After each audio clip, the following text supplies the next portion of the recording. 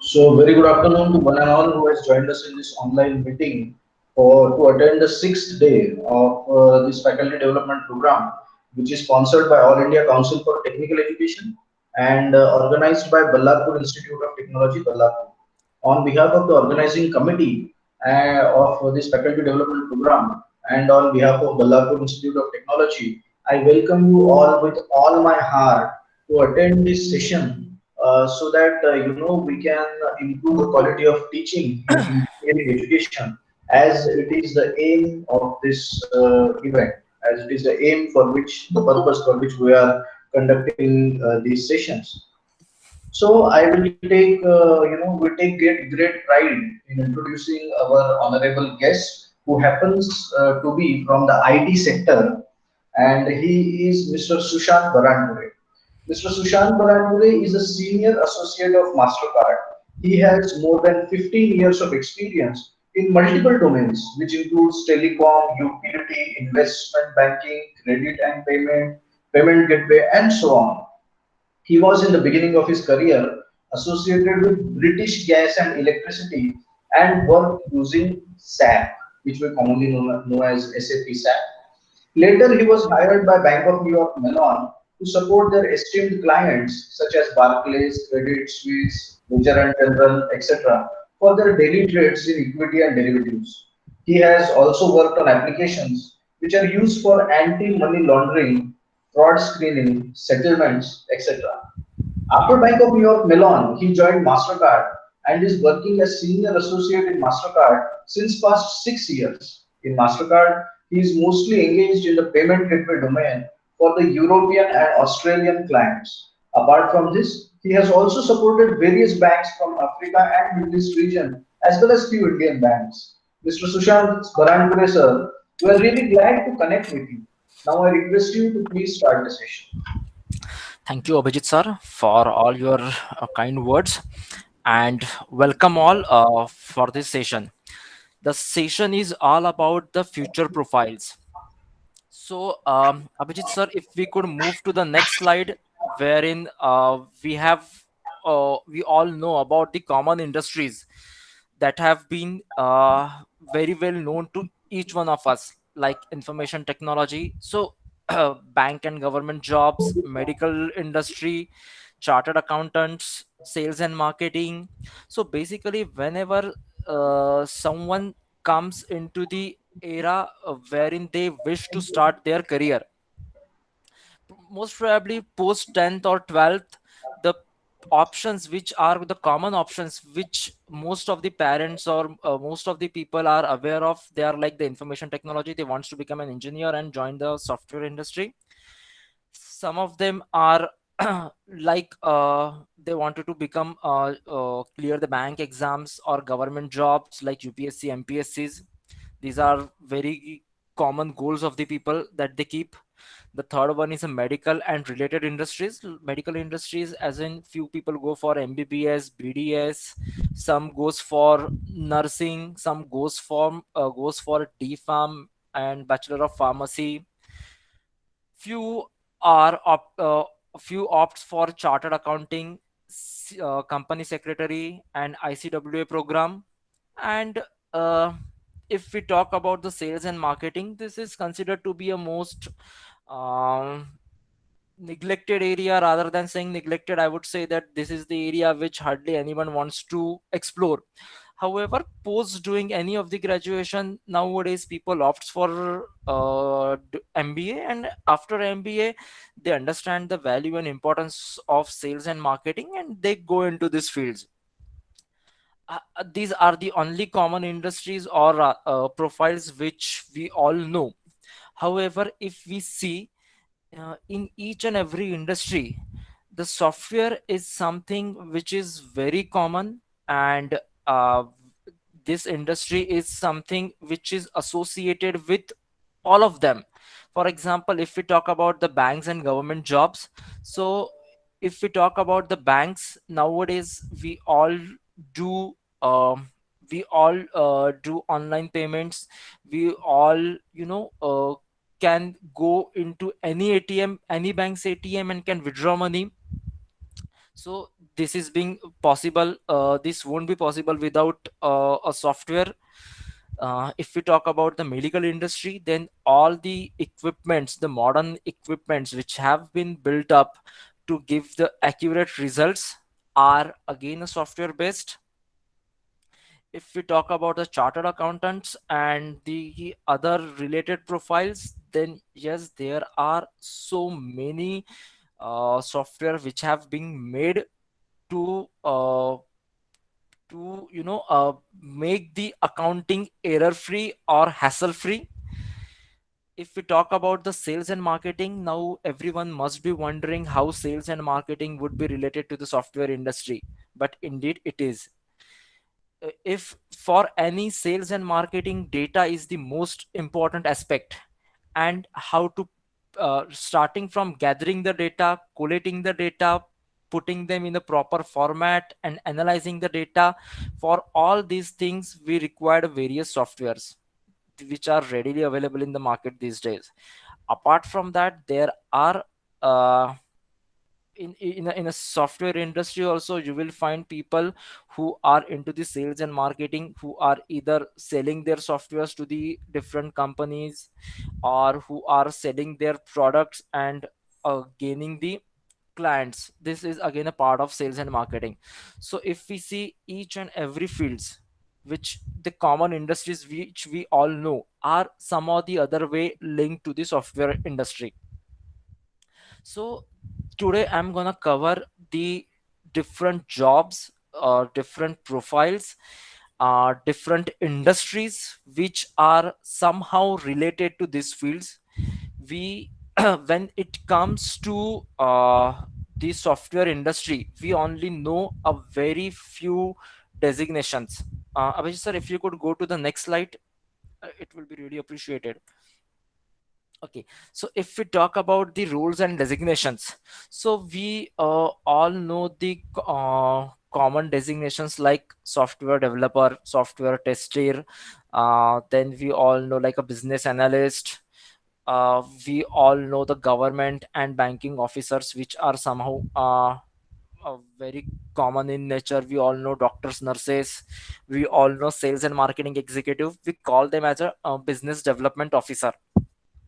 So apart from these common roles and designations, there are lot many other designations, lot many other roles, lot many other profiles which are available in the market, and these profiles are very much high in demands. When it comes to their requirement, or when it comes to salary, there are so many other profiles which will offer anyone a very good pay package, a very stable career, a very demanding career, growth in the career. So we will be discussing all those things. So whatever we have discussed till now, anyone has any questions, any doubts, or anything that you want me to explore or more? I'll See, all the participants are requested at any given point of time. If you have any queries, you can just unmute yourself and ask questions directly.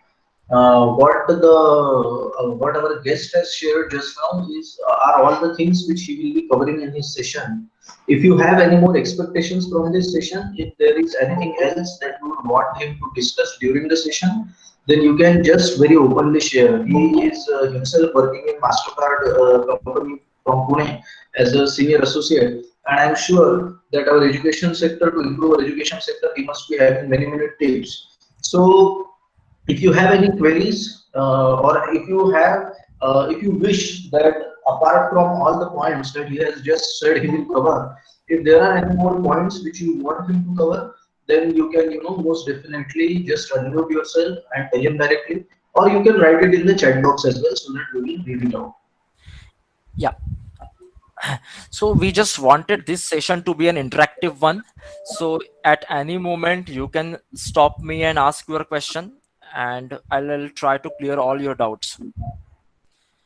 So Okay. Generally, sir, whenever we ask questions, generally it takes some time for the participants to type their response in the chat box. okay, So it okay. is humble request that whenever we ask any questions, we generally wait for a minute and then we go on to the next part.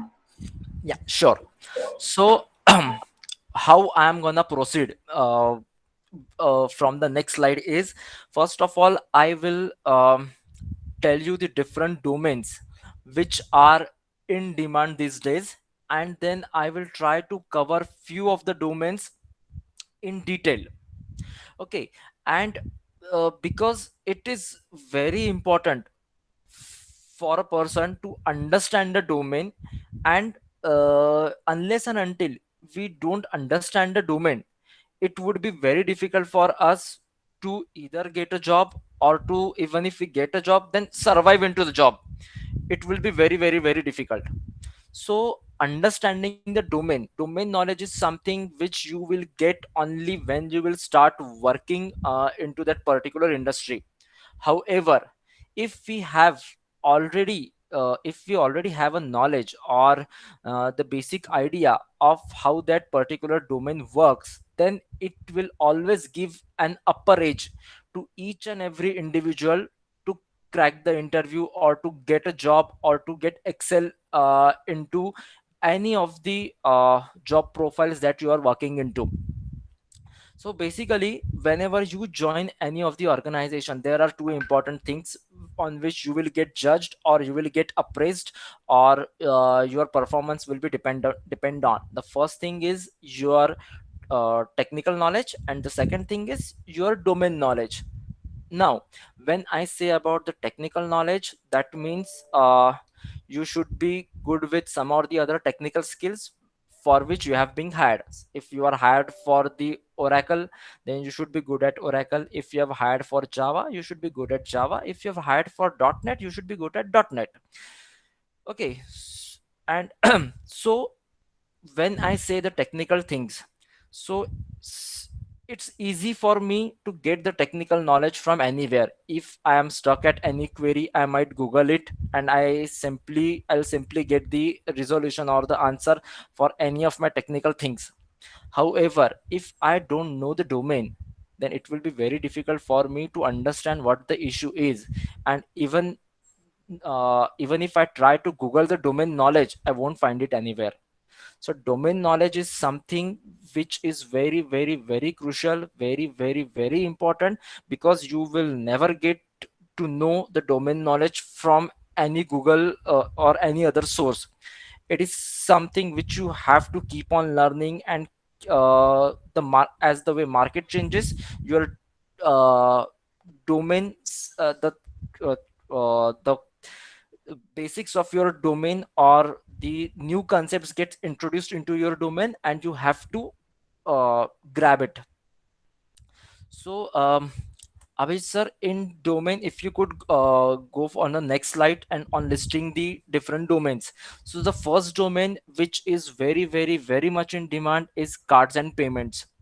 So cards and payment is I know for most of you, cards, and when I say the cards and payment domains, you must be wondering what exact domain name it is, and it would be very difficult to guess which part of the world it belongs to.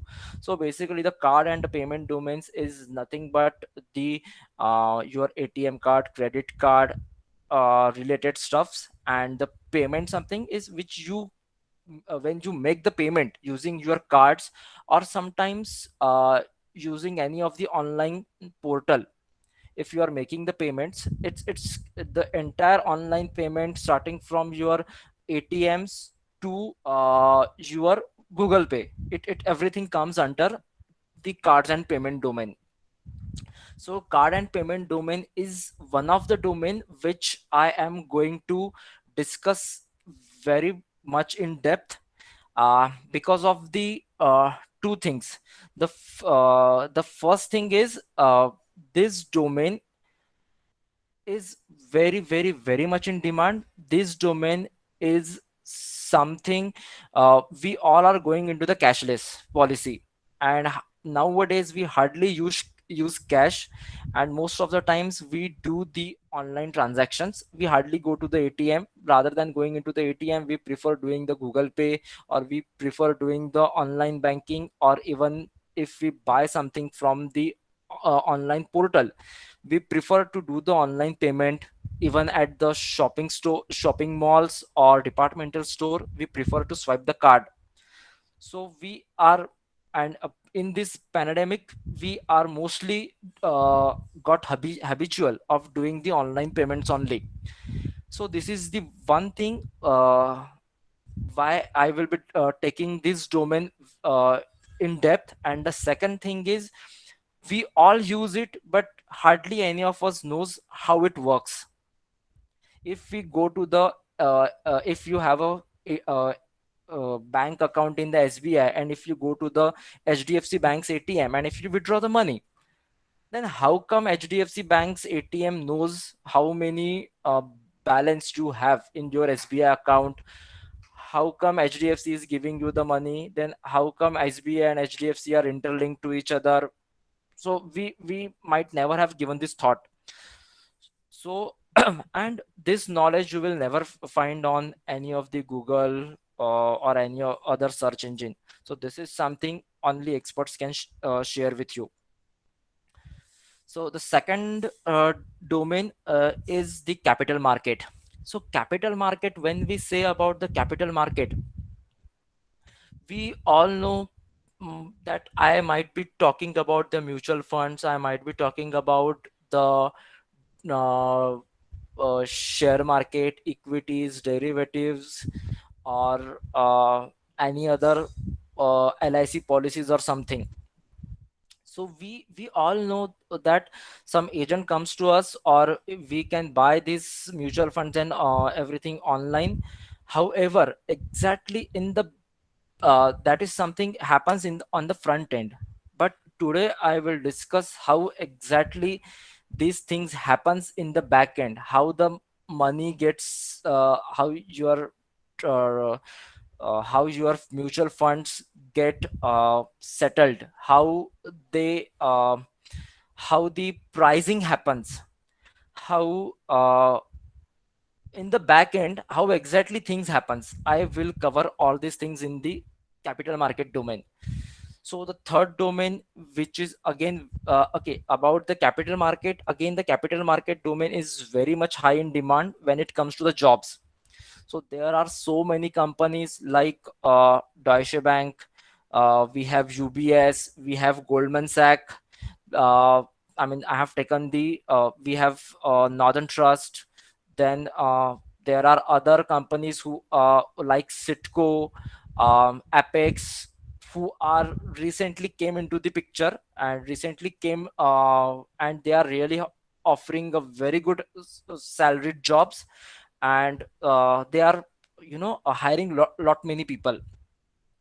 So that is the reason why I am going to cover capital market as well. Again, uh, there are so many service based companies like TCS, Infosys, Cognizant, who have the projects outsourced from the other capital market domains, other capital market companies.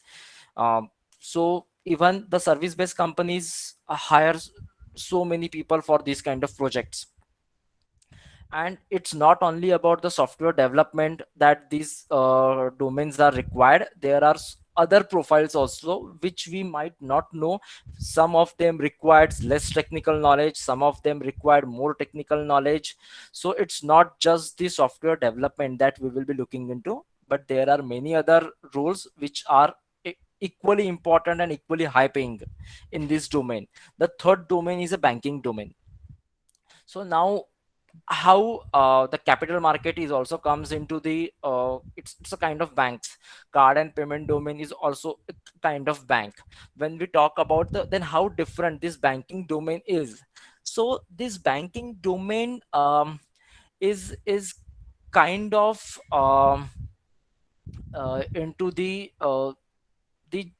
like we say the home loans, like we say the personal loans, auto loans. Then we have something called the balance sheets to maintain. It's, I'm not talking about the tallying the balance sheet, it just the maintaining the balance sheet. It's all about maintaining the transactions, how many transactions, how many debit transactions we have, how many credit transactions we have for the day. And apart from this, there are so many other banking services which we opt on a daily basis, like SMS, we get SMS, we get email alerts for every transaction. So all those comes into the banking domain. So the any other, the other things which are related to the banking but not related to the capital market or cards and payment domain, so that will be in the banking. The next domain will be insurance. So okay, again, insurance is something we all opt for insurance services. However, insurance industry is a very high demanding industry again. And though insurance is not considered as valued or important in the Indian market, however, if we go to any of the western countries like US or UK, insurance is must. Insurance is must. Not having an insurance is a kind of crime. So they have most of the projects that we get, starting from the back office to the call center to the software development, support of those softwares, is everything is being managed by the any of the Indian IT or ITES company. So that is again a very promising sector, and which is gonna be in the market for the long run, because for now there is no alternative for an insurance. The next is accounting. So accounting is something like we all know, at the March month end there will be form 16s. We have to file our uh, income tax returns. Then the every company has to publish their monthly, quarterly, annual reports. So these are probably outsourced to any of the CA firms or payroll companies. The we might have heard about the HRMS software. That is everyone's, in most of the companies, the salaries are being uh, are being accounted or are generated using the software called HRMS. So that is a very well-known software which maintains the each and every. I mean, there are thousands. If you go to the employees in a company, if you go in a company like TCS or Infosys, the employee number is lakhs, in lakhs. So it will be very difficult to keep an accounting of each and every individual. So this is again taken care by the softwares like HRMS and all. So that will come into your accounting. That is how accounting sector is being getting benefited by the IT world. The next thing is hospital industry. So about the hospital industry, we all know doctors, nurses. We all know that there are so many equipments which are getting used uh, to measure the heart rate, to check the glucose percentage in the blood, to operate so many other things. Uh, However, apart from this, if you will ever visit a big hospital like Apollo Hospital or Wockhardt Hospital, then you will find that the person who is helping you has a laptop or computer with him. And the moment you will tell that you want to operate your patient for XYZ surgery, so he will offer you a different kind of packages. He will offer you different kind of packages and the rates accordingly. So everything is being taken care by the softwares. So there are big companies like Allscripts, which is major in the US healthcare sector. There's the IT company which develops the softwares for the hospital industry, which maintains the data of all the patients who have been ever diagnosed, or who have been ever treated, or what kind of allergies that patient has, or what previous medication that person has gone into. So Allscripts is one of the company who develops such kind of softwares, maintains such kind of databases, who provides service to the hospitals. Okay, apart from that, there is one other company called Shams Group in the Nagpur, who is again a well known into the healthcare world. So this is how the hospital industry is also being getting uh, benefited by the IT world. And these days, if we see, there are the things are getting automated. And uh, so even in the hospital, even the small hospital, or I would say about the small hotels, if we go to the small hotel, like any Udupi restaurant, you will find a printed if you'll order something, if you will order a one plate of samosa, he will give you a printed slip saying that for one plate samosa you have to pay 30 rupees. So that's a ticket, small ticket, which even a small hotel provides you. So all this thing is being done by the software. The next thing would be the pharmaceutical industry. So when I say the hospital industry and pharmaceutical industry, how they are different. So hospital industry is something which is primarily looking into the treatment of the patient, and the pharmaceutical industry is more into providing the drugs to the customer, medicines to the customer. So if you go to the Canada and all, so these countries, they the doctors are never allowed to give medication, to subscribe the uh, medication to the patient. It's the work of the pharmacist. Doctor will only diagnose, and he will only suggest that this person needs to has so and so issues, so and so problems. And the pharmacist is the one who will see the drugs which are being, you know, useful for curing this patient. The doctor might tell the severity, and according to the severity, the pharmacist will decide how much percentage of a particular drugs should be given to this to that patient. So even if we go to the small pharmacy, they have a typical software. And if they first, if it's not a well-known medicine, then they might go into that software. They will see, okay, fine, whether this tablet is being available in their store or not. Sometimes the medicine is not available. However, they suggest you, the software itself suggests the alternative of that medicine with the same content, how, but with the different company. And the software will also tell you that this particular medicine is being available at your store or not.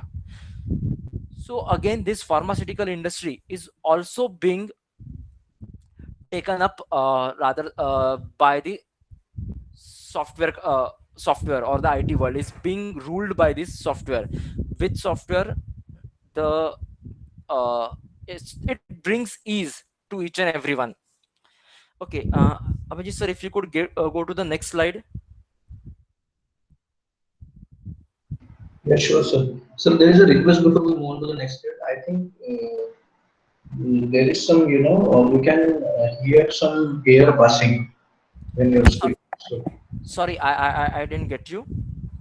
There I is said there is some noise, as if there is some air passing. Yeah. air passing. Okay, just a minute. Is it okay now, or else I will change the headphones, or else. I Yes, suppose it Sushant, happens sir, only it's when you speak. Yeah, okay, fine. We can continue with this. Sir. Okay, at any moment, if you feel that there is a air is being getting passed or anything else, any disturbance, then just let me know. I'll might try with the different headphones or something. Sure. For now, I think it's okay. Yeah. Okay. Okay. Cool. Okay. So, so I think I've just tried to, till now what I've done is as I just tried to give an basic exposure. It is just the basic exposure that I have given for each and every domain which are being ruled in the IT world, and there are ample of jobs getting outsourced for these domains. Again, we know LPO. LPO is a legal process outsourcing. Though the word suggests it's an outsourcing, however, I would like to say each and every business is being an outsourced one. Even if you are working into the IT world, it's an outsourced business. So there is lots of misconception or misunderstanding by the people that oh, it's a BPO or LPO or KPO, then it's not good. So this is absolutely not the case. Even Infosys works on an outsourced business. So if the companies stop giving their outsourcing their software uh, business to these companies, Infosys, TCS, so then there will be no work from for them. So these everything is being outsourced. So first of all, I would like to clear that misconception.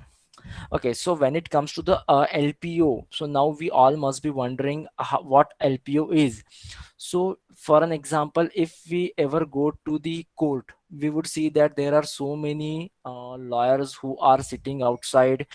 If you want uh, rent uh, rent agreement to be done, they have everything in place. They will just you just have to pay them and they will arrange everything. They have the format. They will just ask you to go and get the stamp paper done.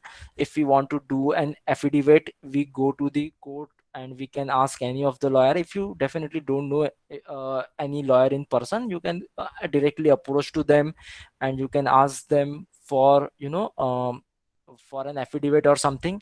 So similarly in the European countries or in US, Canada, so there are solicitary firms. So what these solicitary firms does is these solicitary firms provide a support to the legal work.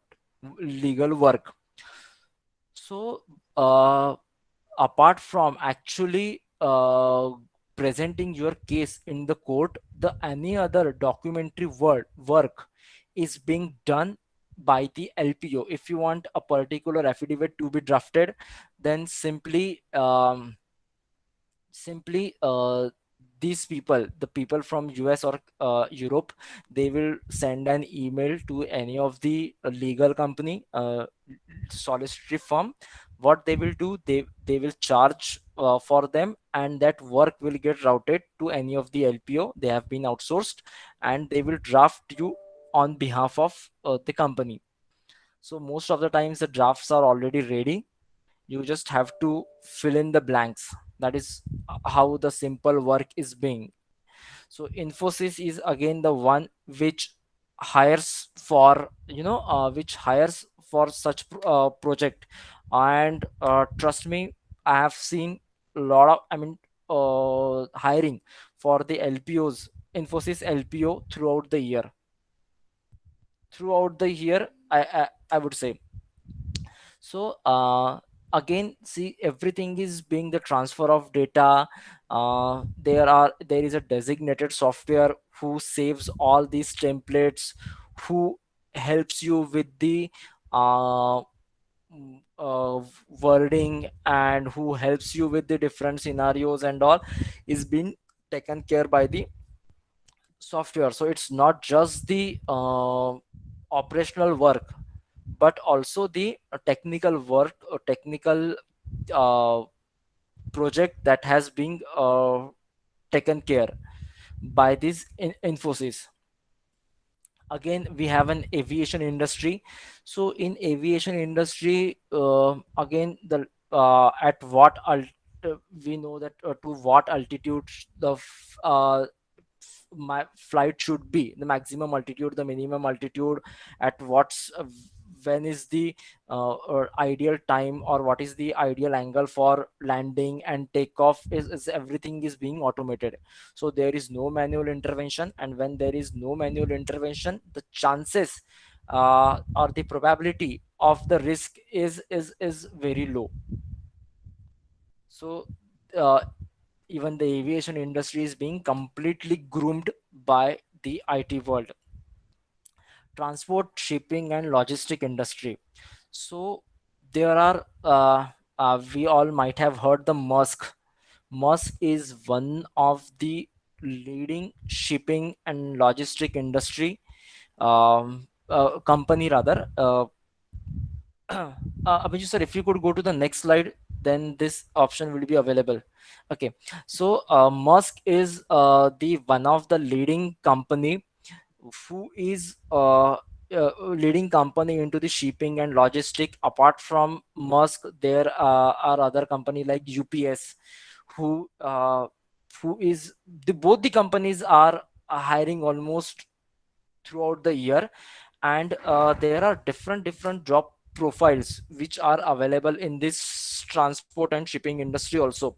So if there is one particular container which is being loaded in Africa, and that particular container wanted to get unloaded at Japan, so that everything is being done by sitting here in India.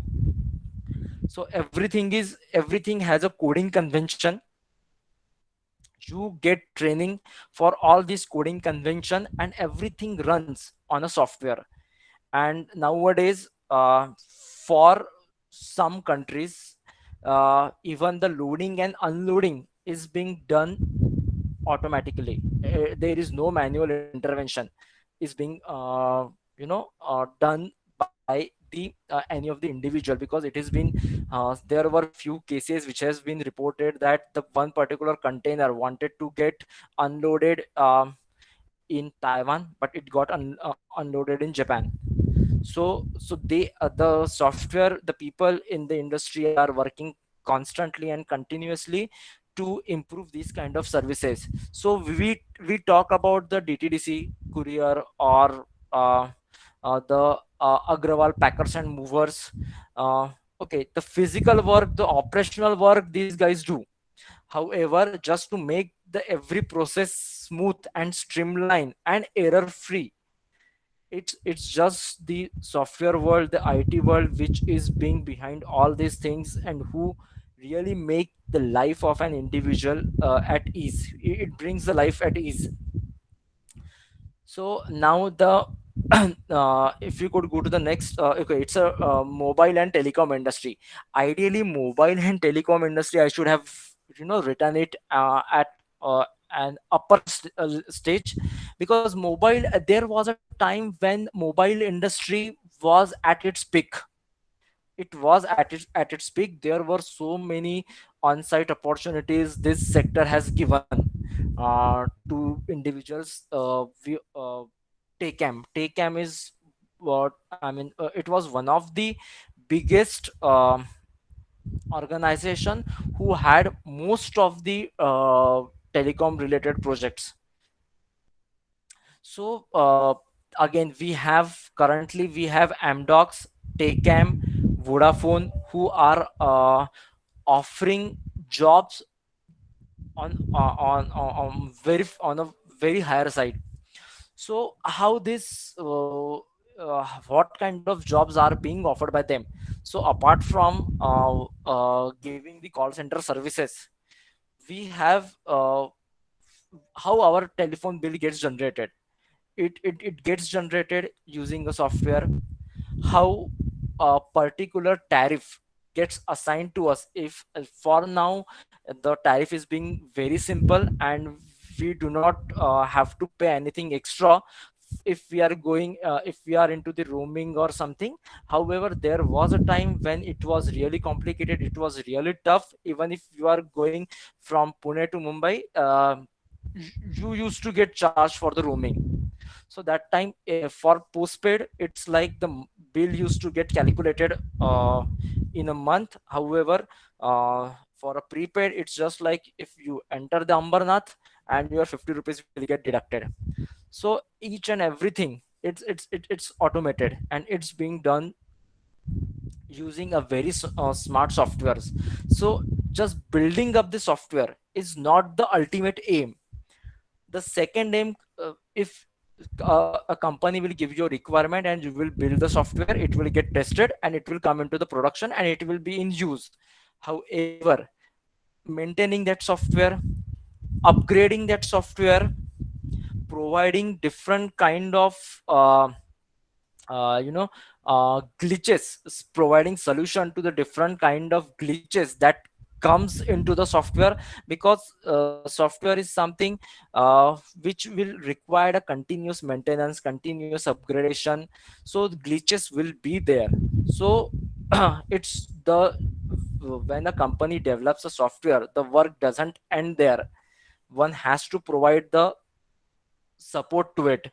Just the way we buy a new car, that doesn't end up the car dealer. The work of the car dealer doesn't end there. He has to provide, servicing facility to his customer. He has to make sure that all the accessories, spare parts are available to their customers. Because that is how it will build the trust, and that will help for his growth only. So now the advertising and media industry. So about advertising and media industry, Facebook is the simplest example. Facebook is being used for Facebook, YouTube, Twitter. These are like the media. A simple app is being developed. Though for us it's a simple, however in the back end it's really very complicated, and it is being used for the advertising also, because that is how you earn money through your Facebook page or through your um, um through your Twitter account, or through even WhatsApp is considered to be one of the way to earn money. Okay. Up next is your e-commerce backend support. So e-commerce backend support is the classic example, if I have to give, is Amazon. So in Amazon, developing a web page and listing out all the products to sell, it's not the end. It's not the end uh, of that particular website. uh, People wants to pay online. So one has to integrate the website with the different banks, so that the it will allow to make the payment and receive the payment. Apart from that, the availability by making a website is very simple. Putting the data is again a simple, but the data is a static one. However, these websites are not the static one. The data keeps on changing continuously. We see that MI mobiles are always in demand. So there is sale for MI mobile, I guess, on every Wednesday or every Thursday. So how many pieces are left? The data is continuously changing. So within a 2 minutes or 3 minutes, all the mobiles get sold. I mean, it gets sell. So the website should be continuously upgrading. It requires continuous upgradation. The rates, if sometimes we see that a particular shoes I could see it for 2000, in a very next moment or in the very next day it gets changed to 2200. So this continuous change, this continuous upgradation is something which makes sometimes customer happy, sometimes the seller happy. So just to make everything at ease, this they take the help of ID people. The last industry which I would like to talk about is the utility industry, and this industry I will explain you in brief or in detail. So utility industry is something our MSCB bills, uh, the nowadays the people in, especially in the metro cities, we do not have that cylinder thing. We prefer a gas pipe. So buying cylinder is very easy, but when we talk about the using the gas pipeline, so it requires a billing, how much consumption is being done, how much we should charge the person. And so the billing concept, especially I will talk about the billing concept in this utility industry, how your MSCB bill gets calculated. Because few days back only in the lockdown, we all have seen that sudden spike in the MSCB bill. There were a lot of chaos for the MSCB bill. Everybody was shouting for the MSCB bill. So I will explain you uh, how the what the exact error that was happened, and what corrections or the methods they have used to correct it. So I will explain that to you in detail. So that's makes an end to the list of my domains. I will start with the first domain which I am going to cover in detail, which is a card and payment domain. However, before I start with going into the detail, if anybody has any doubt, any concern, any any question, please feel free to ask.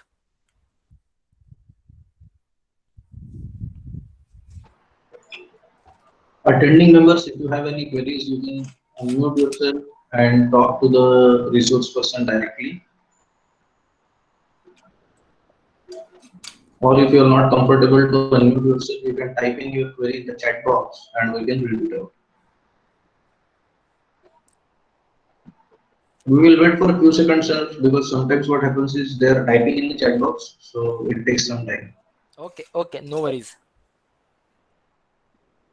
Until then, I do have one query, sir. You mentioned that Sure. there are, you mentioned that there are so many new areas that you mentioned in the domains, as we can see in the presentation here. There is this LPO, aviation industry, transport, shipping and logistics industry, Yeah. mobile telecom industry. What I can see is that from the point of view of, while the students are studying and they are in their engineering colleges and all, and there is actually, when you said that there is no other way we can, take knowledge of these domains. It is only when we are actually working online that we work on those domains only. Then we get to, know how things work and all. So, is there any other way through which, our students they can actually understand the functioning of these domains? See, And to what extent is it important for a student to understand the functioning of these see, domains? it's first of all, it's very, very, very important for anyone to understand the functionality. If you do not know how things works, it will be very difficult for anyone to to actually start working on it. For I'll try to give you an example. um I'll try to give you an example with let's say if you are MSCB bill. Okay. Okay, if your MSCB bill is being uh, captured incorrectly, Mm-hmm. if you how will you get to know that your MSCB bill is incorrect?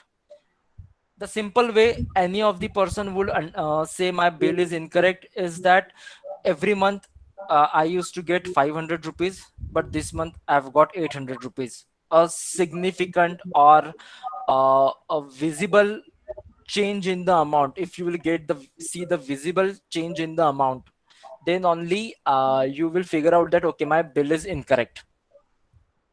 Right. Now now if you are the one who is into the development, or who is into the who is supporting the software which is responsible for billing the customers of the MSCB bills. then how will you get to know? And if you have been asked, okay, you have received this query for this one particular person, he is saying that his bill is high or his bill is low. Though no one will ever complain about the low billing, but people will always for the high billing. So that time, how you will be able to resolve that query? Because the bill is completely been you know uh, uh, generated using the software. So unless and and it is it, and your bill will always show that the breakups of how it is being calculated. So unless and until you don't know how the meaning of each and every the meaning of each and every terminology which is being used in generation of your bills, then you will never be able to resolve that query just having a technical knowledge. You might know the you need to do some changes in the backend in the database that will resolve your query, but if you don't know what is meter reading order, how your bill actually gets calculated uh, to, from the backend, if you don't know the functionality, you will never be because it will be I think that doubt will be more get cleared when I will come to that slide. Okay. So unless and until you don't know the flow, okay, I'll try to explain that thing more in detail about the functional knowledge in my very next slide, which is if you go, it's a card and payment slide. Yeah, sure, sir. Yeah. So if I don't know how my bill gets generated, what are the parameters that have been used in generation of my bill, I just know that okay, for I have consumed 100 units, and for 100 units my rate is 5 rupees per unit. So 500 and multiply by whatever tax plus addition to that whatever taxes I have. So that is how my bill got generated. However, whether my 100 units are actually being consumed, whether whatever rate is being applied to me is actually correct or not, if I have to see into the all those aspects, and it won't be possible if I do not understand the functionality of my of the billing. Okay, so I will try to emphasize on the importance of functional knowledge in each and every uh, domain which I am going to cover now. Okay, so the first domain is cards and payment domain.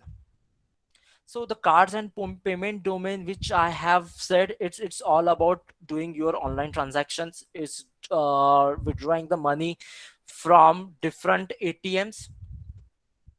So first of all, I'll talk about the key terminologies. So the key terminologies is again a part of the functional knowledge which one should have. The first one is consumer. It's very simple. If you are buying anything, if you are going to withdraw the money from your account from any of the ATM, you are the consumer. You are going to the big bazaar, and if you are buying something, you are a consumer. Second one is issuer. Now, who is issuer? Is it something who is going to issue us the good, or issuer is something who is going to issue the cash to us? No, issuer is the one who has issued a card to you. If you have a ATM card of SBI, then SBI is your issuer. If you have a credit card of HDFC, HDFC is the issuer. You understanding the difference of the issuer and acquirer? Though I haven't said about the acquirer. Acquirer is something who is acquiring the money. Acquirer is the fourth point. If you go to the next, I have skipped the merchant. Just go to the next slide. I have skipped the merchant and I have come directly jump to the acquirer. Acquirer is someone who is acquiring the money. For an example, if you are going to big bazaar with your SBI card, so you are a consumer, your SBI card, the SBI is your issuer, you are swiping the card at Big Bazaar, then Big Bazaar is the merchant, and the Big Bazaar's bank account, let's say if it's at Citibank, then Citibank is the acquirer. So maybe consumer and merchant, we all were familiar with the two terms, but issuer and acquirers are something new to us, and you won't be able to understand this unless you have a functional knowledge. And if there are 10 students who are getting interviewed by any of the company, and 9 students, if they do not know what these terminologies are, but if that one student use these terminologies in his interviews, though it wasn't directly being asked to him or her, however, if still the person shows his knowledge, then definitely he will be picked over others. The last one is card schemes. Card schemes is something like we have Mastercard, we have Visa, we have American Express. Recently we have came up with our own Indian product Rupee. So these are card schemes. I'll tell you the importance of these card schemes as well. So our so now we know who is consumer. We are the one who are consumer, who goes and buy. So the buyers, the person who is going to buy, is a consumer. Issuer is one, the institution or the bank who has provided his ATM card, debit card, prepaid card, credit card to you, is the issuer. If you hold a credit card or debit card of SBI, SBI is the issuer. Merchant is the one who sells the good. Acquirer is the bank of the merchant. Issuer is your bank, acquirer is the merchant's bank. It's as simple as that. So for an example, if you owe me 5,000 or if you are paying me 5,000, so you are consumer, you are you hold a account in SBI, then SBI is the issuer. You are paying to me, though technically I am not a merchant, but if you are paying to me, then I'll consider myself as the merchant because I am going to receive the money. So my account is, let's say it's in HDFC. So HDFC is the acquirer because at the end HDFC is the one who is going to acquire the money. And card scheme is if you hold a card of a state bank and it has Mastercard or Mastro written over it, then it's the card scheme. We'll come to the role of the card scheme in a short while. So in these terminologies, do we have any confusion? Do we have any doubts? I'll tell you the functions later on, but in the definition,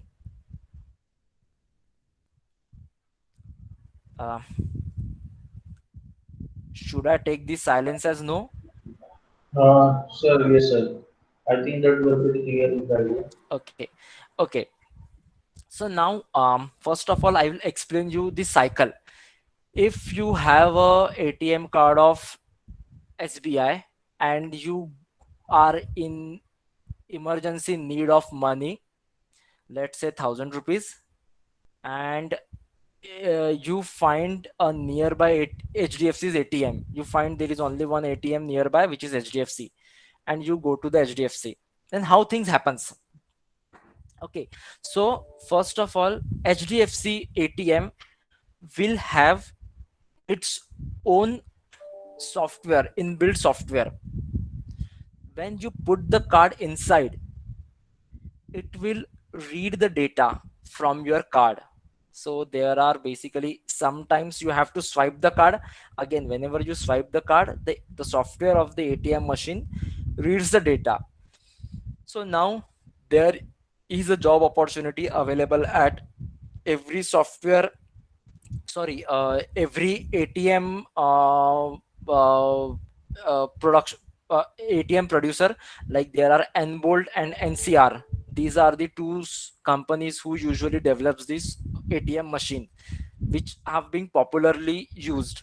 If you go to the ATM machine, you will find NCR or Nbolt written over there. So these are the two ATM manufacturer companies. So now to read the data from the card, your ATM should have a software. So again, a job opportunities come to the uh, from at ATM level. So now when the machine reads the data, the card data, what it does is, its job is just to uh, identify what is, whether your card is a Mastercard or Visa card.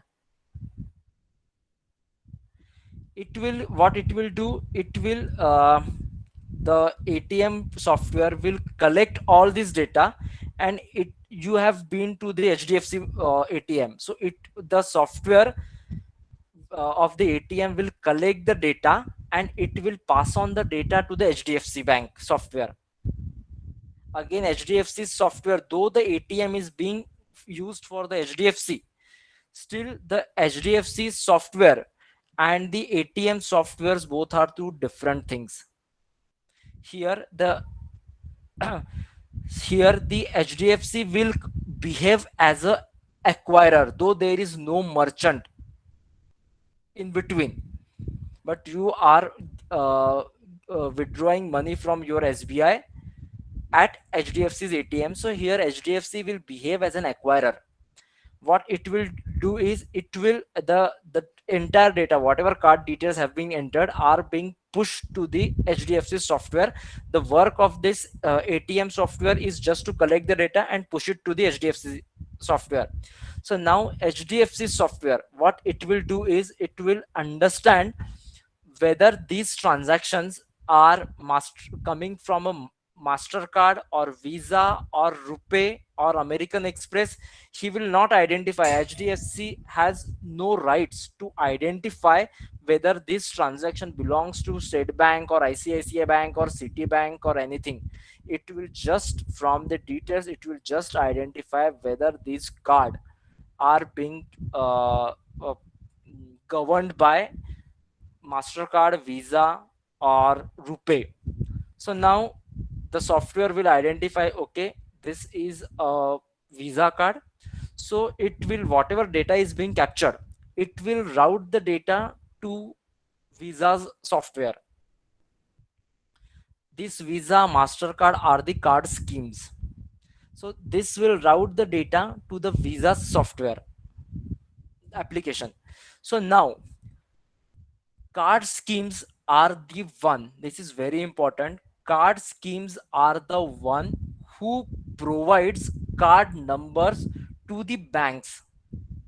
So if HDFC, sorry, or ICICI or State Bank of India, if they want to issue the cards to their consumers, so first of all they need to take the card numbers from these card schemes.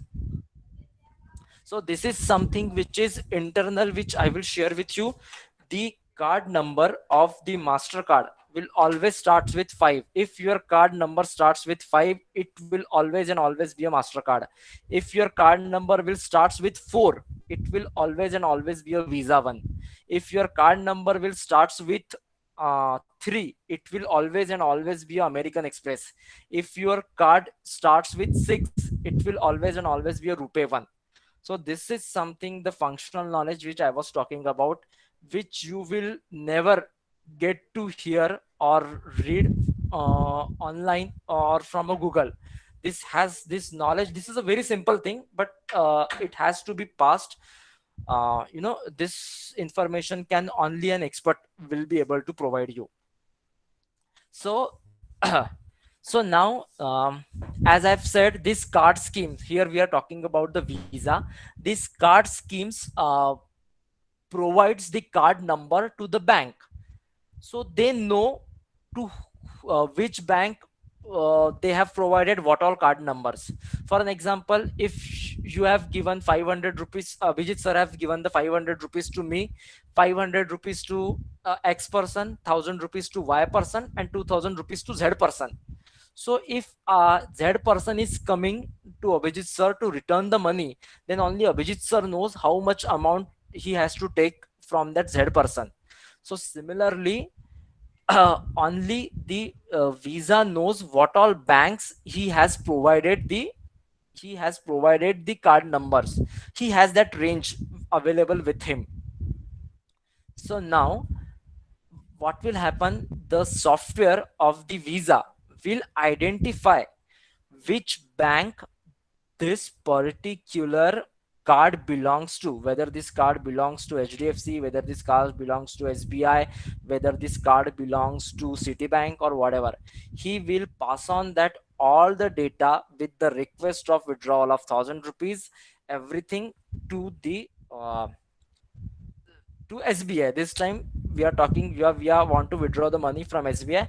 So the software will pass on this information to the SBI's software.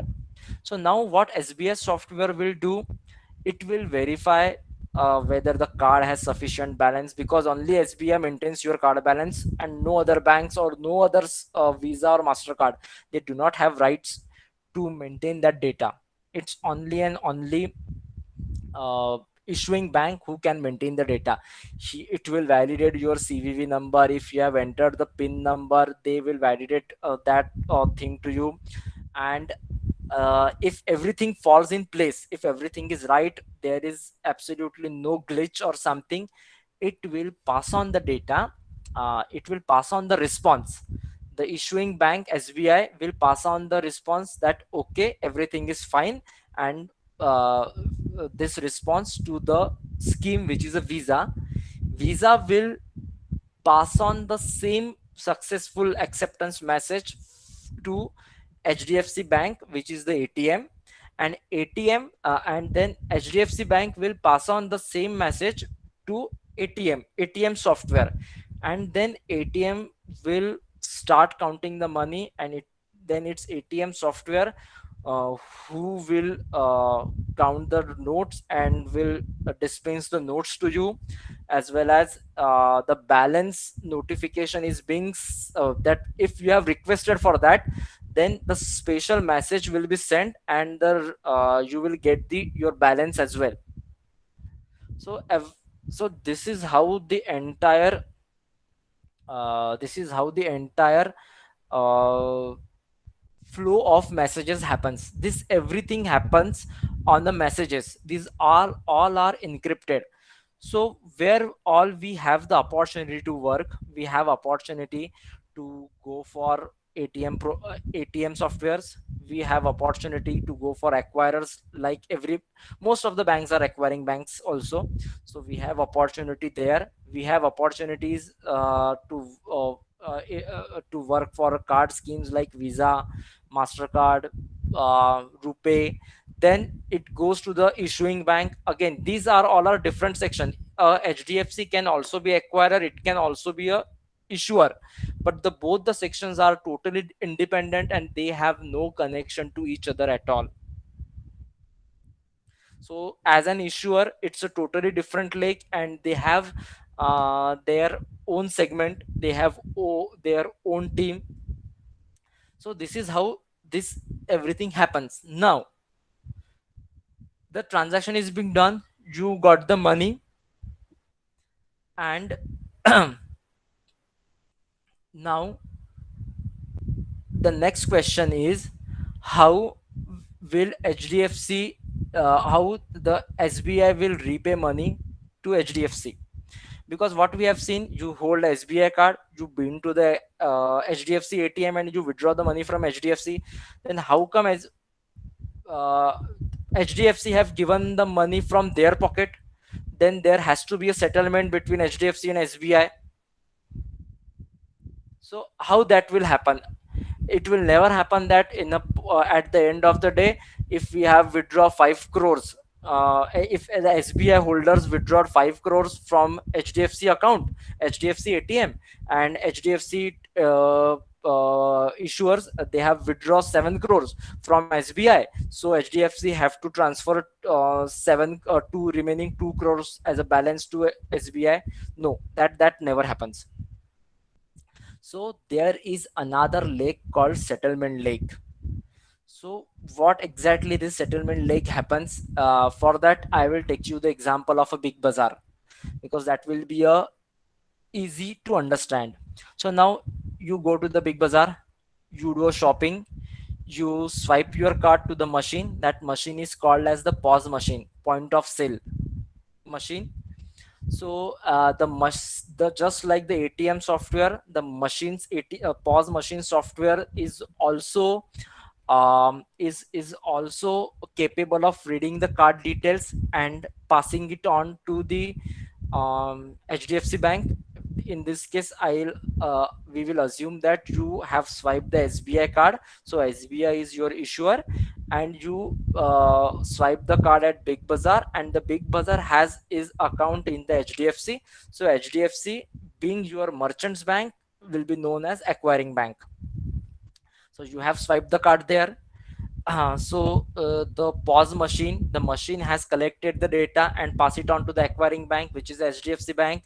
Now HDFC Bank have identified, okay, this is a Mastercard, so they will have to pass on this information to the Mastercard software. So they have passed on the information to the Mastercard software. Mastercard software, as they have provided all the card numbers, so they know which range of card numbers belongs to which bank.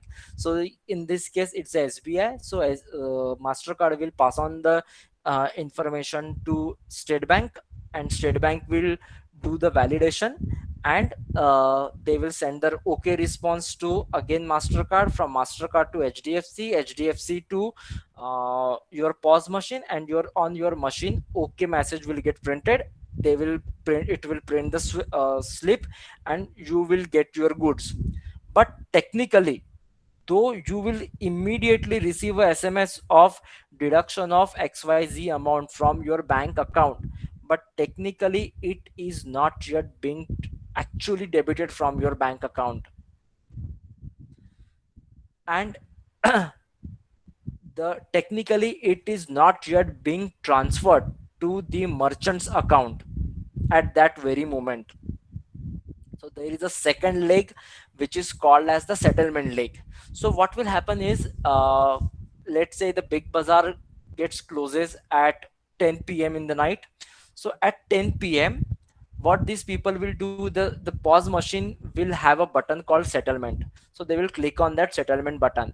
So it will print what it will print is, it will print the list of all the transactions that has been done on that one particular machine.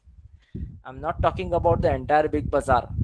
If the entire big bazaar have 10 POS machine, then for every machine there will be a different settlement that has to be carried out.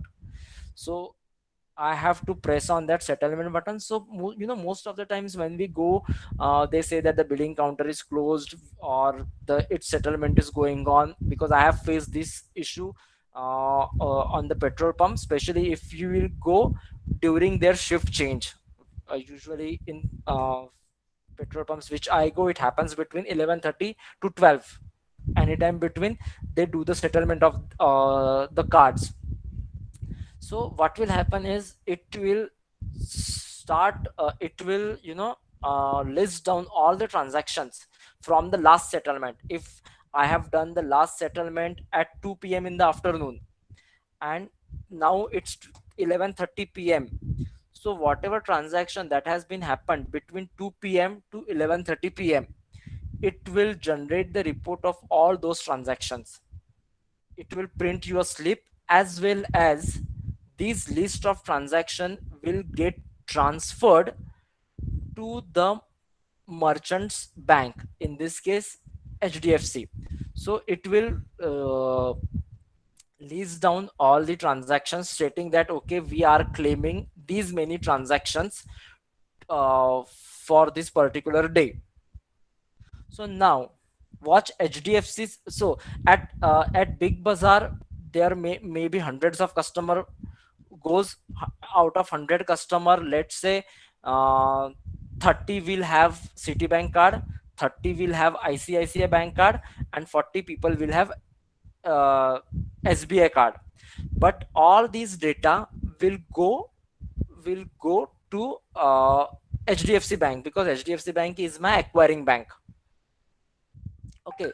So um, um, So what I was saying is, just a minute. So this data will get transferred uh, to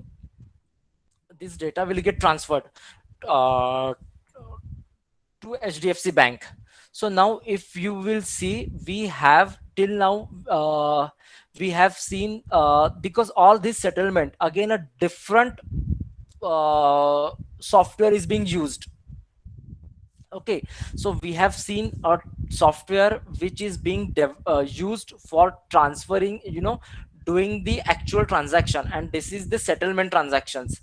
So there are, at every leg there is a requirement for these transactions, to handle, there is a requirement of people who can support or build or develop or maintain these kind of softwares.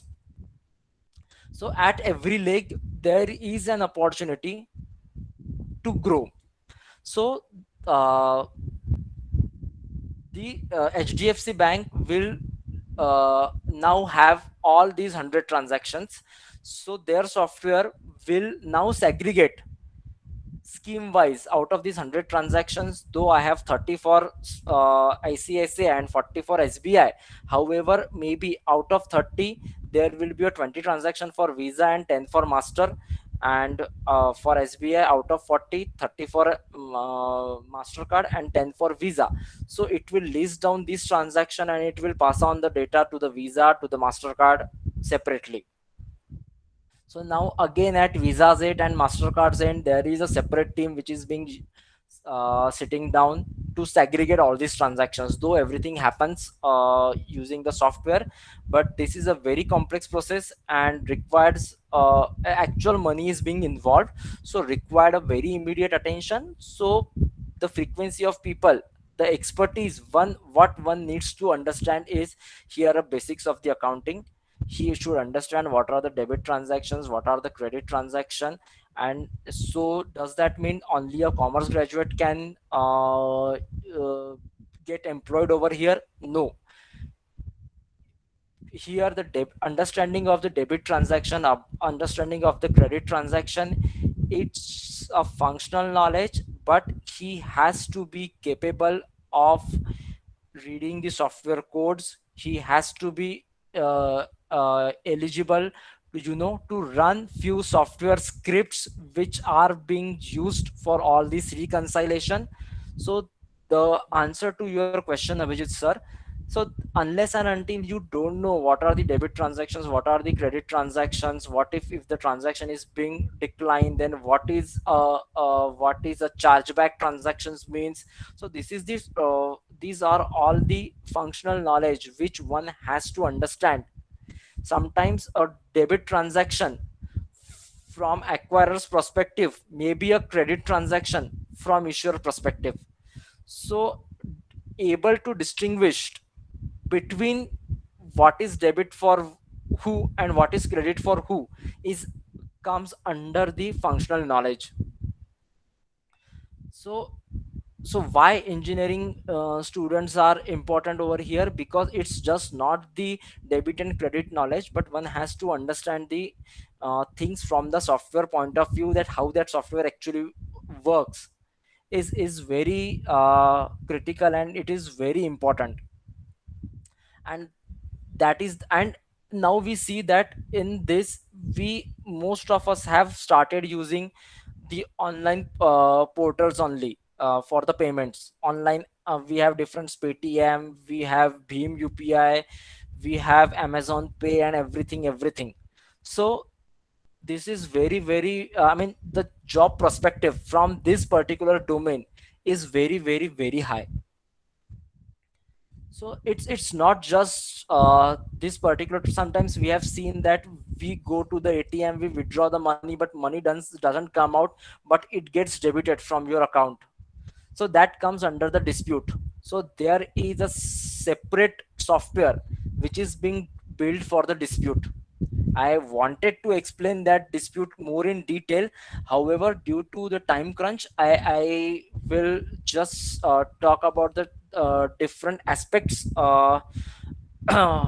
of the dispute. Sometimes there is a dispute between uh, consumer and the merchant. Sometimes there is a dispute between acquirer and issuer. Sometimes there is a dispute between merchant and acquirer. So at every leg there is a dispute. So for that we required someone who understands the different aspects of the dispute. Okay, so we will move on to the next slide. The next slide is about the capital market. So similarly here I have used the different terminologies for the capital market, the which is I would say comes into the functional knowledge, like the what are the new business dealing, what is transfer in, what is transfer out, what is switch, repurchase, point of POA is a power of attorney, what are executors, what are financial service authority, how this capital market actually works. So just to summarize this, the uh, whenever we newly start investing into the market, it comes as a new business dealing. Suppose if you have gone to the ICICI and Prudential, and if you wanted to open a policy, then that's a new business dealing. When you um, have already invested in ICICI, but now you wanted to, you do not happy with that services, so rather than withdrawing the money from the market, you wanted to go for a HDFC life. So that will be a transfer in for HDFC and transfer out for ICICI. You are moving out of ICICI and coming into the HDFC. So the transfer in would be the transfer in would be for HDFC and transfer out for the ICICI. Now switch is like, if you are in ICICI, you have invested in X policy, now you are not happy with that results and you wanted to move for Y, which is a newly launched ICICI's product policy and giving you more return. So that is switching between the funds, it's called a switch. Now what is repurchase? If you do not want to continue with your policy, your mutual funds or anything, and you want to withdraw the money, that will come under the repurchase. Sometimes partial repurchase, that means you have 50,000 invested whose net worth is 60,000, and if you want to withdraw 30,000, that will be a partial one. If you want to completely close, that will be a complete repurchase. Now power of attorney.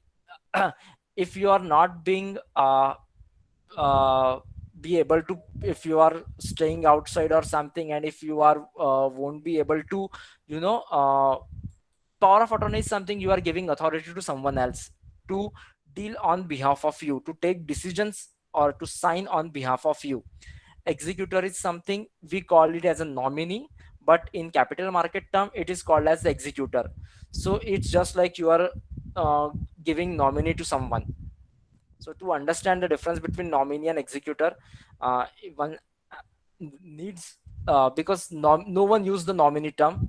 It's just when the salesman person comes to you, he will ask you for the nominee. However, in the back end, it's all executor. The financial service authority. Financial service authority is the one who basically regulates. Just like in India, we have IRDA for the insurance, and for share market, it's SEBI.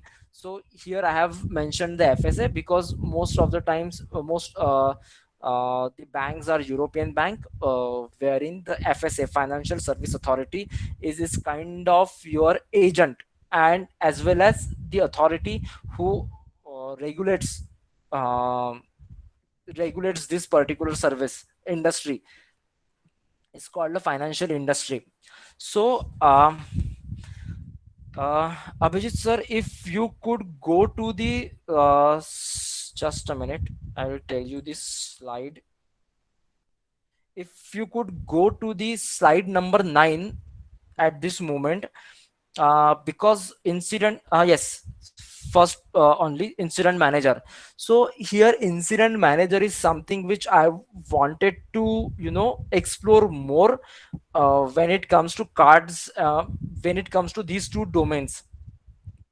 So incident manager, because most of the times what we have seen is people are not all the people are very good into the uh, technically not everyone is very good, not everyone can write the code, neither nor everyone has good into writing the scripts. Um, so so uh, do we think that if you don't good if we are not good at programming, does that mean um, uh, my scope for getting into the IT world has ended? Absolutely no. Developer is not the only person who is only gets job into the IT world. Apart from developer and tester, there are other job profiles also which can provide you the prominent careers. So incident manager is one of those. So what is the work of the incident manager? For incident manager, Abhijit sir, I have created a separate slide for the incident manager. So if you could go to that slide.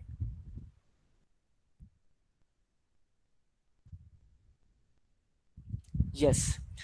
So incident manager is something, uh, first point I have mentioned is support team works on tickets. So ticket is something which, how you are going to track your work. Because for an example, being a lecturer, you might have already planned that, okay, today I am going to cover this first chapter and I might not be able to finish this first chapter in the first 15 minutes, or I might not be able to finish this first chapter in this entire lecture. So I might take this much portion in today's lecture and this much portion in tomorrow's lecture. However, in so that is how your this entire syllabus is your task. So covering entire syllabus is your task. However, in the IT world or in the any industry, you work on tickets. So the tickets are get assigned to you, and the tickets are nothing but a reference number. Sometimes, we call to we raise a query with any of the, I would say, if you have a LG washing machine and you are facing a problem with it, you call LG customer support and they give you a number. So that is your ticket number. So the work of the incident manager is to keep a track keep a track of all such tickets. He has There are multiple teams who work on those tickets. So he has to coordinate with all those multiple teams to get, to get the summary or the status of those tickets. Then the then he should be, I mean, the priority, the incident manager is the one who has to decide the priority. Because if there are 100 tickets and I might not have 100 people to work on each and every ticket, I might have 10 people, and 100 tickets are divided amongst those 10 people. So I will have to uh, so one person has 10 tickets, so I will have to decide which incident manager has to decide which ticket he wants first to be addressed. So the tickets which have higher priority, the tickets which are complex in nature, the tickets which are critical, the tickets which have more financial losses or impacts will be given top priority, and all this being decided by the incident manager. Now there is a point where I have mentioned, incident manager should participate in all the TRTs. TRTs is something, a technical resolution team. So if any major issue happens with your software or with your application, so a TRT gets initiated, a call gets initiated where the experts from all the area like development, testing, after that we have support teams, from the experts from all the area gets involved into it, and they work towards a common goal, which is resolving a issue. So the role of the incident manager is to keep a track of the issue, one the issue and everything should be everyone should work towards the same goal. One should not divert the goal. uh, at the same time, the incident manager has to report the progress of the issue to the stakeholders here are the internal management as well as the client. So in this entire domain, I have nowhere mentioned that he is actually working towards resolving the issue, but he is helping to get the issue resolved. He I have nowhere mentioned that he should be technically very, very, very sound. So technical knowledge is something which is absolutely not required here, but he should be able to understand the issue. He should be able to understand the criticality of not the issue, but the challenges one are facing to resolve the issue. Because at sometimes recently, I don't know how many of you know that we have seen a cable cut for the Vodafone, and there was a major outage for the Vodafone. So if we do not know what are the challenges one is gonna face to get the wire, the cable repaired or replaced, he won't be able to commit the timelines to the customers. So that is something which is required in the incident manager position. So incident manager is one of the critical positions which, if I talk about the salary range, so it depends upon company to company, but it starts from 8 lakhs, 10 lakhs, and it can go up to 25, 30 lakhs. So there are different hierarchies as well. Incident manager, senior incident manager, then his manager. So this is entirely a different vertical, which is totally different than the software developer or tester. It requires excellent communication skills. It requires excellent verbal and written, both the communication skills, because one has to get in touch with all the clients, all the stakeholders, over phone as well as over emails. So, apart from this, Abhijit sir, if you could go a slide up for the support teams with L1, L2, and L3 levels. These are the role profiles which usually a fresh engineering graduate can opt for. Not only fresh, but uh, it requires from fresh to even a 10 or 15 years experienced person can get fit into this support role profile. This support role profile is divided into three categories: L1, L2, and L3 levels. And depending upon your technical knowledge and your skills, you might get hired for L1, L2, and L3 levels. So first of all, I'll talk about the L1 level. The job of the L1 level. The job of the L1 level is just doing the monitoring. Whatever applications you have. So health of the application. Now when I say about the health of the application, I'll take the recent issue of the Vodafone only. So Vodafone have the calls to the from the Vodafones were not going through. So uh, so there must be some servers who monitors the incoming and outgoing call flow of the Vodafone. So and there is a threshold which is already being set that okay, for from 1 a.m., sorry, from 1 p.m. to 2 p.m., in this 1 hour we are expecting almost 3 lakhs calls. But for that one particular day, their major area was impacted, so there might be a 10,000 or 15,000 call flow only. So there is a dip down, so it will immediately reflect in red, and the work of this L1 is to uh, understand the criticality and highlight it to the next level. And one cannot really highlight it to the next level directly stating that there is a drop in the call flow. He has to do the basic analysis where a basic technical knowledge is required. So if he might be able to find out there are different sites, like we all know the towers. So if that person be able to identify that okay, fine, I have this 10,000 towers. Out of this 10,000 tower, for this 5,000 towers there are absolutely no calls. So now my issue is being deep down. So the next team might not be looking into all the 10,000 towers, but they will only be looking into the 5,000 towers. So that is how the understanding the technical exposure required for this a fresh engineering graduate might work into it. And the monitoring is something is very much in trend, is very much in fashion right these days.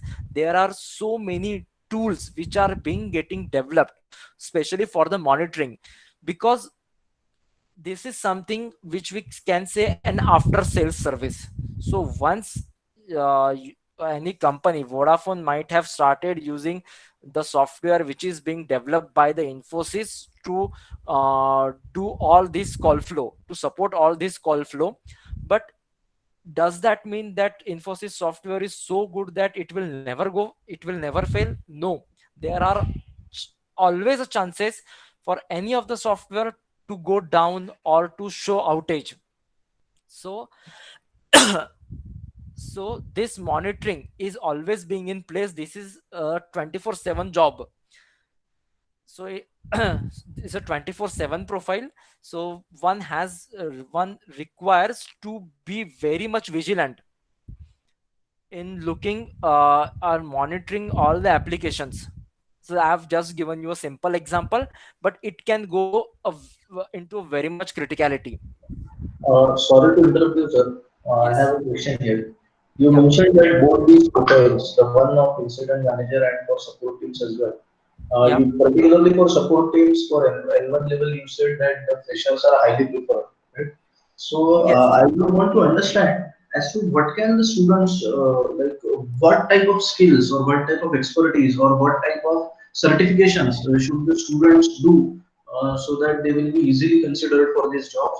And we would also like to understand as to what is the future of these students. Like you mentioned that the initial package is from 5 lakh to 8 lakh to 10 lakhs as well. But Yes. how far can it go? मतलब कितना इसमें आगे चल के students कितना उसमें future bright होता है नहीं and देखो, what all it's the okay. things. Okay, about first of all I'll talk about the what are the next step. So if a fresh graduates, he might for initially get, he has absolutely, I mean, very less technical knowledge, let's say. So he will start with the L1 team. With his from L1 team he has always an opportunity to move to the L2 team. L2 team is something which is slightly more technical, and from L2 team one can move into the L3 team. L3 team is as good as a developer, but L3 team doesn't develop the entire software, but it just fixes the bug in the code. So first of all, a technical person has the vertical to move from L1, L2, L3. Now each and every level there are team leaders, managers. For L1 team there is a team leader to handle the L1 team. For that team leader there is a manager uh, who will take care of the L1 team. Similarly for L2 team, so if you are you similarly for L2 team there is a team leader. For L2 team there is the vertical goes on for L1, L2, L3, from resource till manager till higher management. So if one is maybe good into the monitoring, but he doesn't wish or doesn't willing to go more into the technicality, so then he might, rather than going into the L2 team, he might consider himself for the L1 team leader, L1 team manager, or depending upon the designations. Because the this monitoring team doesn't comparisons of 2 or 3 or 5 people. There are hundreds of servers, there are thousands of databases, there are n number of customers who are using these services. So this team, the this L1 monitoring team could be range from 10 people to 100 people. So you just imagine, if I say one team leader for uh, team of a 10 people, how many team leader will require. And if I say three, usually 3 to 4 team leader reports to a one manager, or max 5. So you just imagine how many how the hierarchy goes on. In spite of that, we all know that the automation coming in place. So with the automation, what is going to happen is they are going to automate everything. So but what if the problem occurs? So if everything is gets automated, for an example, if there is an issue, so okay, forget about the issue. So there are people who requires a constant monitoring to do, because automation is something being done by the software. And software may fail, because whatever parameter you pass, it will accept only those parameters. For an example, if I have given a range of accepting, if my servers, if my software is capable of processing 10,000 transaction per minute. If I talk about the Amazon website has given a or his softwares are only capable of handling 10,000 transaction per minute. And suddenly on a particular day when there is an sale on Amazon, we might hit 11,000 transaction, 12,000 transaction, and everything get collapsed. So how we will get to know that things are collapsed? Only after your customers will start complaining that okay, we are unable to do the transactions, we are unable to do the transactions. However, rather than my end products consumers coming to me and complaining, I will always prefer that my monitoring team should be capable enough to identify the issue at a very first instance, and so that before customer complaining to me, my other team will be able to mitigate the issue on at the very early stage, so that the total impact time is very less. So now if my transaction got declined now and I have called the customer care, and it will take 10 to 15 minutes, and from that customer technical team, from that customer care team, which is a call center, they will pass on this information to whosoever is the technical team is responsible for resolving the issue. And this will take at least 30 to 45 minutes to actually that issue get acknowledged or noticed by the team who is responsible for resolving it. Rather than doing this, if I have my monitoring team in place who has immediately monitored the issue, because if I am constantly looking at the graph and if I see that particular graph turns red, because these are all the color coding or color conventions are there, so it's very easy to identify. So if I identify okay, something is wrong here, I'll do my initial analysis in a 5 minutes. Okay, I will identify that okay, there is a problem, and I will immediately escalate to the next team. So the issue might get mitigated in 10 to 15 minutes.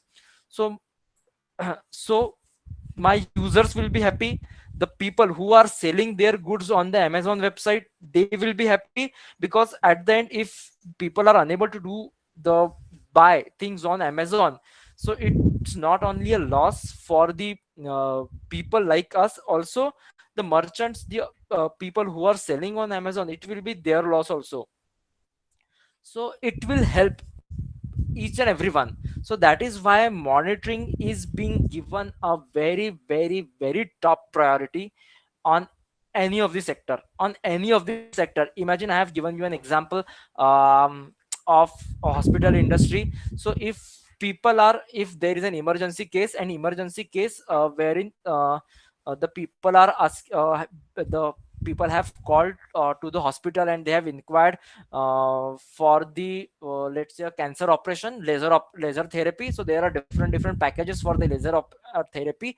However, the person, we cannot by heart all the cost.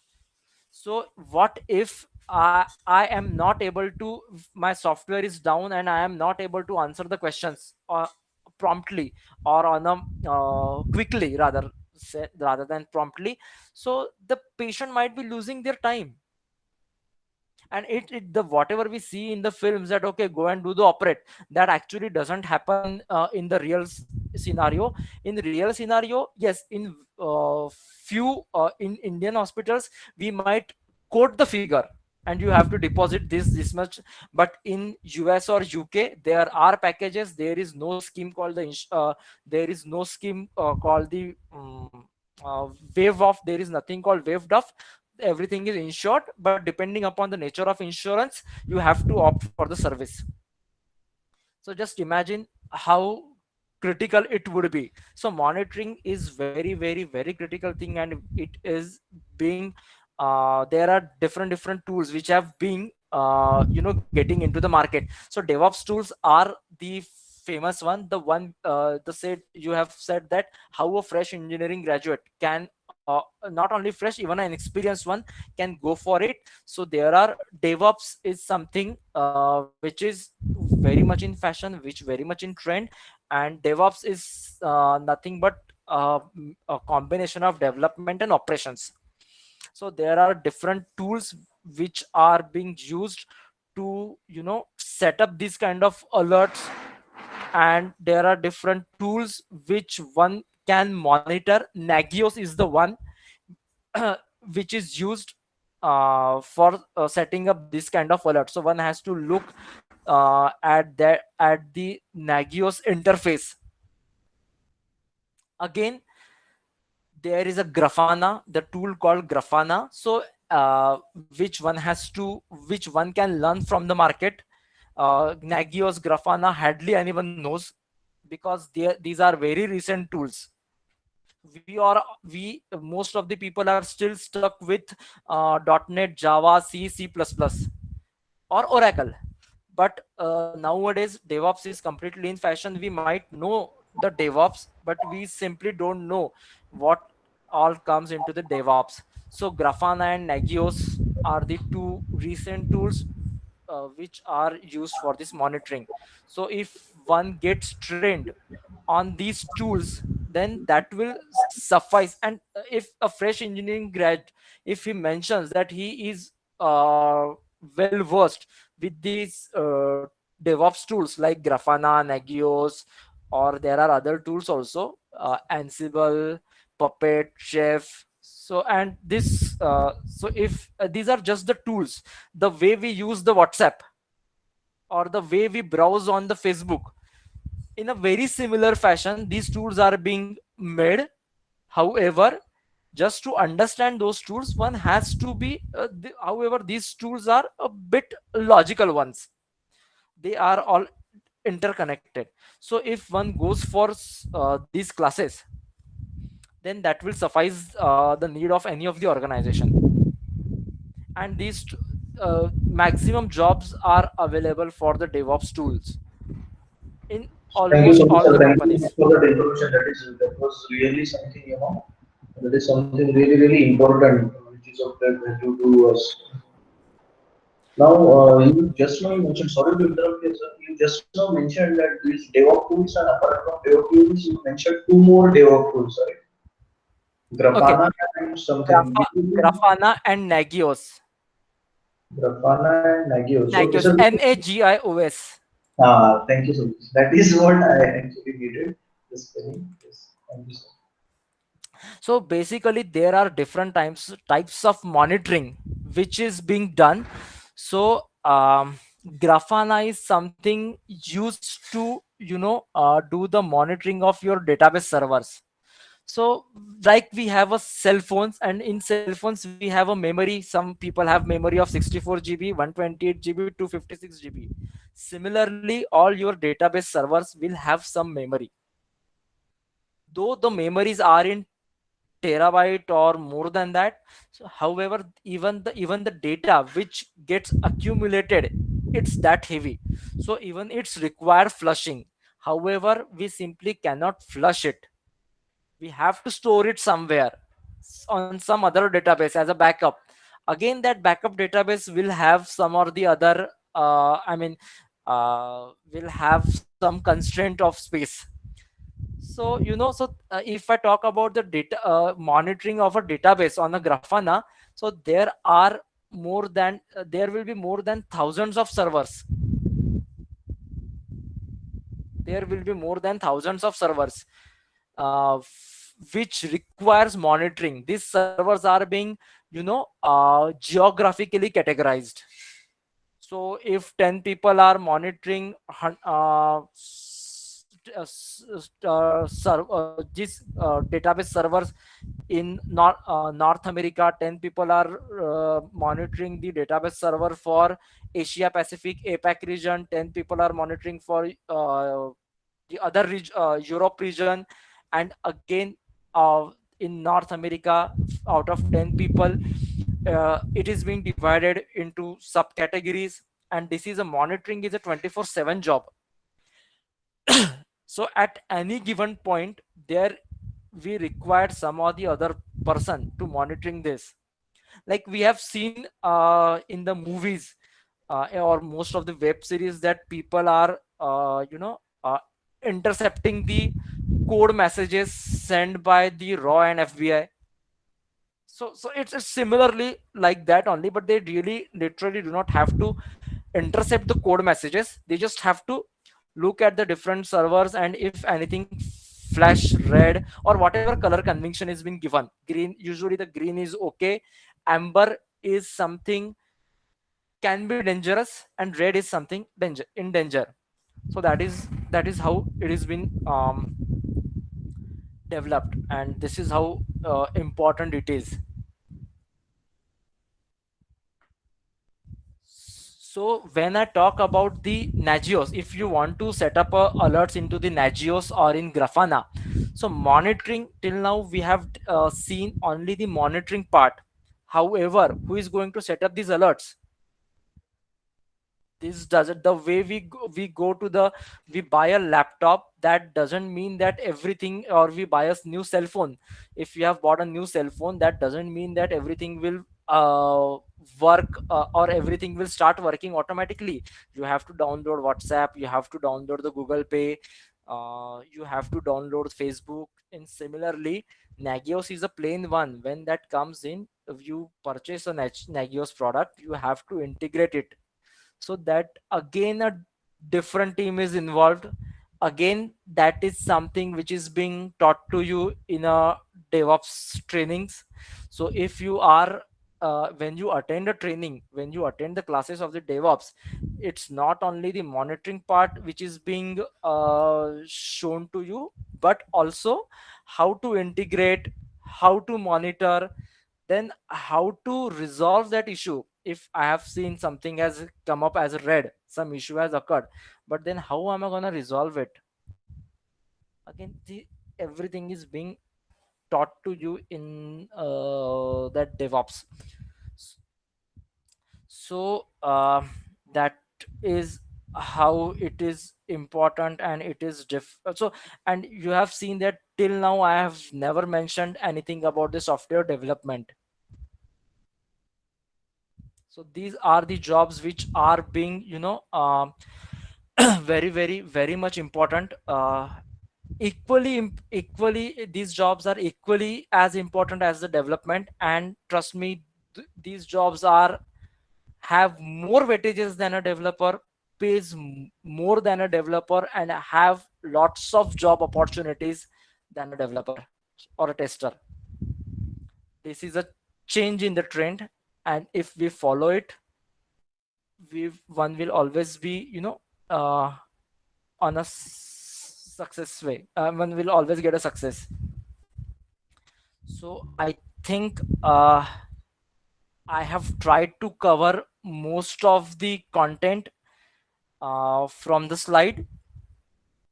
And if anyone has any questions, any query, any doubt, please feel free to ask.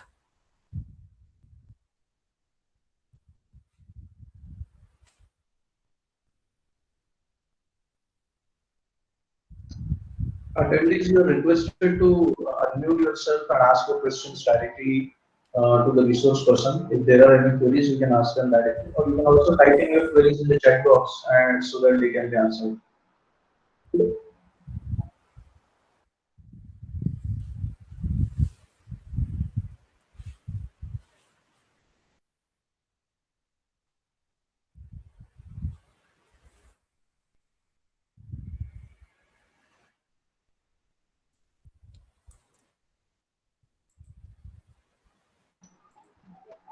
Well, Sushant sir, I suppose that there are no more queries.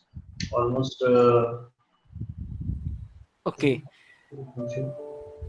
Yes. Shri Sudhir Kumar Dhutre sir has responded. Thank you, sir, for nice session.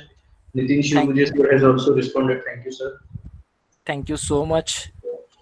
So, sir, all in all, I must say that it was a wonderful session wherein we got to know a lot about all the domains in which, about not just only about the domains, but also about in-depth knowledge of such domains and how, it is not very difficult to gather such knowledge. However, just because such information is not available in the market, that is the reason our students are not being benefited from it.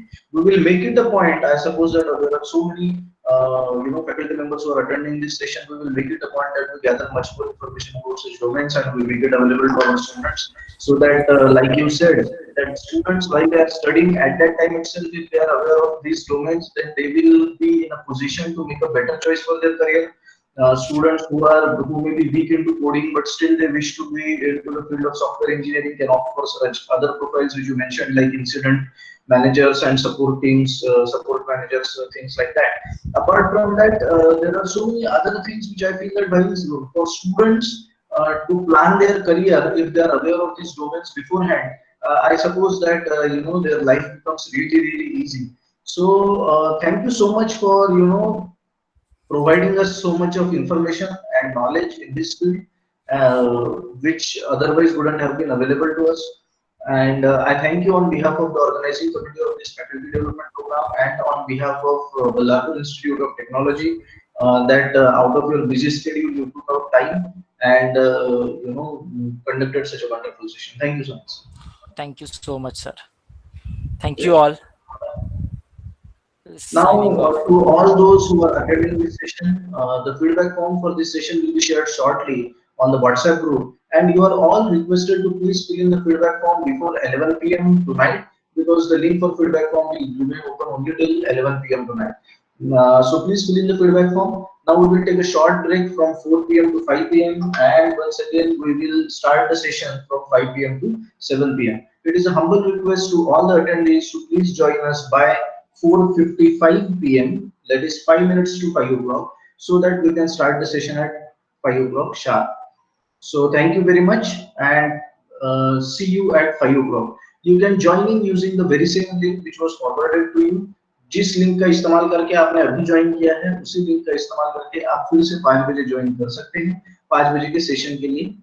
So thank you so much.